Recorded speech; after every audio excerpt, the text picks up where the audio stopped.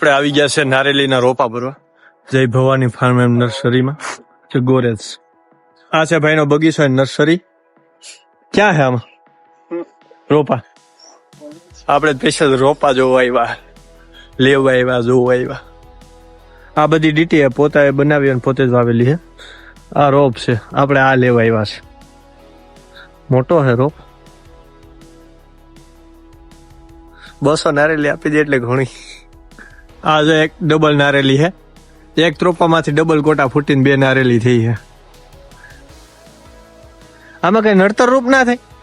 આ છે ને ખરેખર વાવેતર કરવું હોય ને તો આને છે ને શેઢો પાડવો હોય ને ત્યાં વાવેતર કરે ટૂંકમાં. એટલે બંને બાજુ બે બાજુ નડે નહીં કા? નડે નહીં ટૂંકમાં. એટલે આ વચ્ચે છે ને થોડો પ્રોબ્લેમ થઈ જાય તો વાંધો નથી આવવો જોઈએ.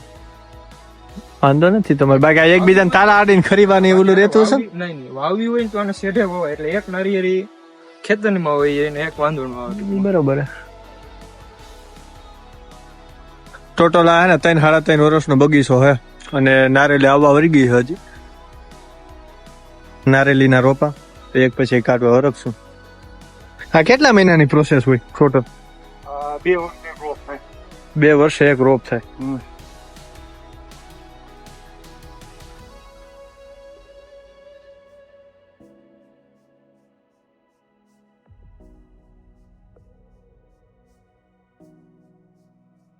એ શું છે? વાયર કેટલી રાખી કે સમજાણું નહીં ઓલી જે છે ને એ આઈપા જેવી ને આઈપા જેવા જ નથી. આઈપા જેવા જ નથી એટલે એ અલગ જ કાઢ નાખ્યા. સમજાઈ ગયો. બરાબર. આ જે છે ને ઓરિજિનલ પેટર્ન છે એટલે આમાં શંકા જેવું હોય તો આપવું નહીં. શંકા જેવા રેવા દેવાના 2-4 મહિના રિકવરી આવે તો દેવા જ બાકી નહીં દેવા. સમજાઈ ગયો.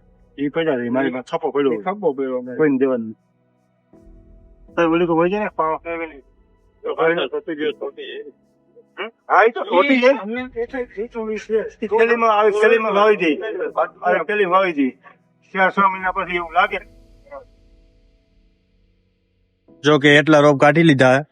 હવે ગણતરી કરવા વરખશે. હજી કાઢવાની પ્રોસેસ ચાલુ છે. અહીં ઢીગલો મારી દીધા 50-50 ના થઈને માર્યા. એ 50 નો અહીં લાગે.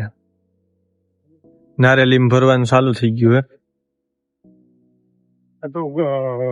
એ મન ન આવડે. તમે કર્યા જાવ ને પણ એમ નો મેળવે ને કાઢવું હોય ને નબળો રોપ હોય.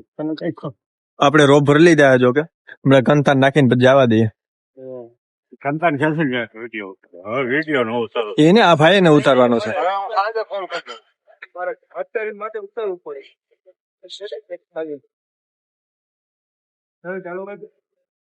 તો આપડી રિક્ષા પોતી ગઈ છે ઘરે. હવે હાલો ઉતારી લઈએ. હવે નારિયેળ રાખી દીધી. હવે હોવાઈ જાય. આપણે જાય દુકાને. હવે ઠબક ઠબક કરી દીધું. ઠબક ઠબક. હવે મજૂર આવશે જ કરવા લાગશે. બાકી આપણું કામ નહીં ભાઈ. આ કરવું. આપણે જો નારેલી વાવી દીધી છે, પાણી પણ પાઈ દીધું છે.